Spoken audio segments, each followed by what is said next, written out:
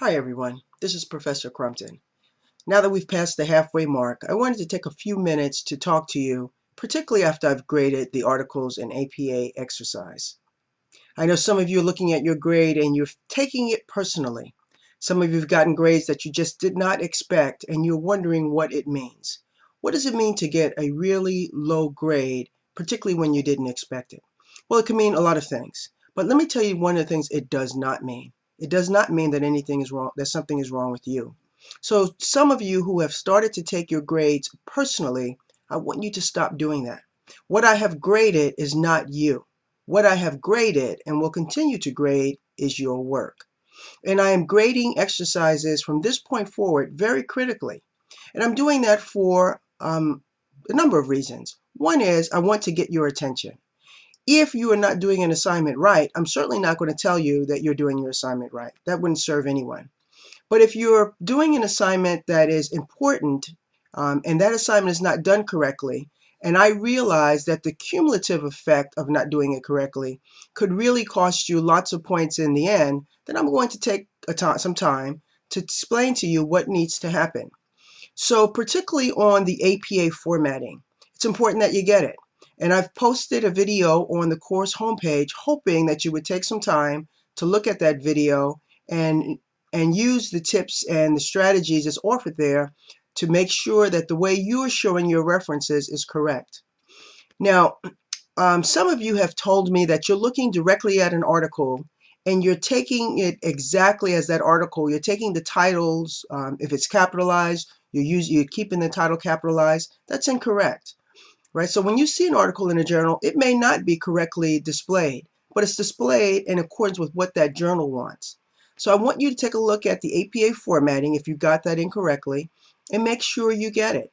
Make sure that you're showing the last name with a comma at the end of it, right? And that there's a space between the first name initial and the middle initial. I want you to make sure that you know what to capitalize and what not to capitalize, that you're using italics correctly, that you're showing the page numbers without a P in front of it. This is important. Attention to detail is important, which leads me to my second point. Some of you are writing without the required attention to detail, and you're making what I would call careless mistakes because you aren't doing, I think, two things. One is you must proofread. Proofread means that you go back and you read what you wrote. And the most effective way to proofread is to read it aloud. When I'm grading your homework, if I'm not clear about what I'm reading, I read it aloud. And I ask you to do the same thing. It is the most effective way to catch your mistakes. And plus you will start to hear your own voice. And that's really important for those of us who strive to be more effective communicators, both in writing and orally. The other thing that I believe that you may not be doing is spell checking. It should be automatic at this point. Spell check, you should just automatically spell check every single thing you write. You must write in complete sentences, right? Posting is not just a quick and dirty exercise. It is meant to be practice that hones your skills, that sharpens your skills, that you're getting an opportunity to look at other people's writing, that you're looking at your writing and you're seeing improvement, that you're catching your mistakes, that you're hearing and developing your own writing voice, that you are understanding and hearing subject-verb agreement. So I want you to take time as you continue to post to make sure that you're putting quality in there. Right? When you get ready to do your research paper, the one thing that should not get in your way is the quality of your writing. You may slip up on some of the way that you express the content and the way you look at secondary data, and that's to be expected, right? This is the first time for lots of you, for several of you, for doing a research paper. So I'm not looking for perfection, but what I am looking for is conscientious, effective efforts.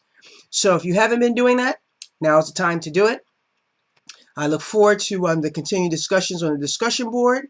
I see that you all are getting a lot out of it, and that's the way it's intended to be. So this week we're going to start looking at questions so you can prepare for your primary data. That's all for now. Have a fabulous week.